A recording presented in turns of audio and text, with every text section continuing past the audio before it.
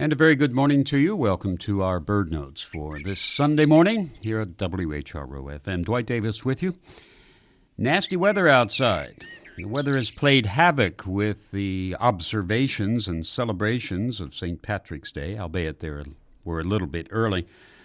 The greening of Ghent was really the dousing of Ghent. Not much going on there on a Friday night.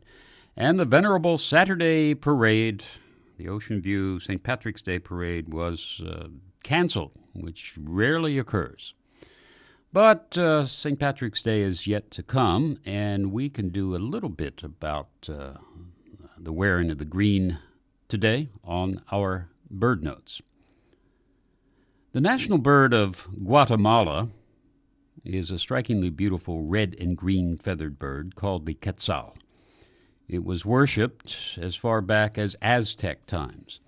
The national bird of the United States is, of course, the bald eagle, much to the dismay of Dr. Franklin, but he was outvoted on this. Prior to this St. Patrick's Day, I got to wondering about the national bird of Ireland. Well, I can't find any reference to any national bird of Ireland, but the pursuit of same turned up some fascinating birds and stories. Let's start with the myth of the children of Lear. Lear is spelled here L-I-R. This is not the bard's Lear, by the way, L-E-A-R. According to this story, it is one of three tragic stories of Erin. The story tells of four children of King Lear, Finola and her three brothers. They had a spell cast on them by their jealous stepmother and were changed into white swans, doomed to wander over Irish waters for 1,000 years. There's another legend that has to do with birds and the Emerald Isle. I read here from The Life and Lore of Birds by Edwin Armstrong. It seems incredible that the belief that barnacles can turn into geese has survived almost to the present day. A generation ago, it was recorded that goose was considered legitimate Lenten fare all along the Kerry coast of Ireland. The most eminent student of Irish folklore, Professor J. H. DeLargy, once wrote to me, "I met a teacher in Kerry who told me that he had often shot barnacle geese and had them for Friday's dinner, this type of fish being very popular locally on that day. He was quite serious." The legend of barnacle geese, that is, barnacles turning into geese, can be traced back to about the 10th century.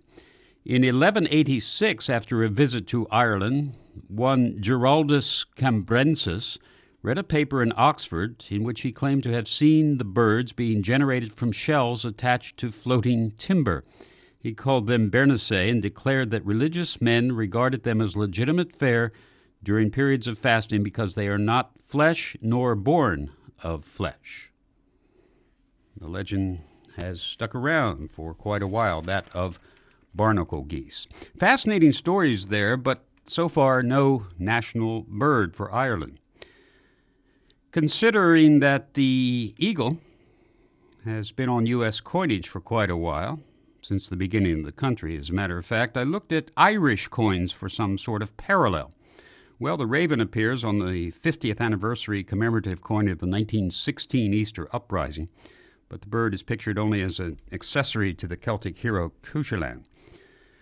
More seen on Irish coinage are two birds, a hen with chicks on the Irish penny for many, many years, and the woodcock on the old farthing and on the relatively new 50-cent piece, new pence piece.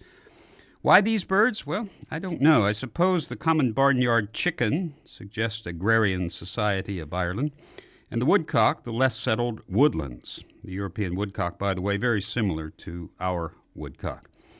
So what do we have in a search for an Irish bird? The woodcock, the chicken, some swans, the barnacle goose, and a raven. But no one bird representing the Emerald Isle. But I suppose in the end, Ireland doesn't need a national bird. The other symbols serve very well. The shamrock, St. Patrick himself, the Irish harp, leprechauns, and Guinness, which, according to a report a while back, actually is good for you, as the motto says.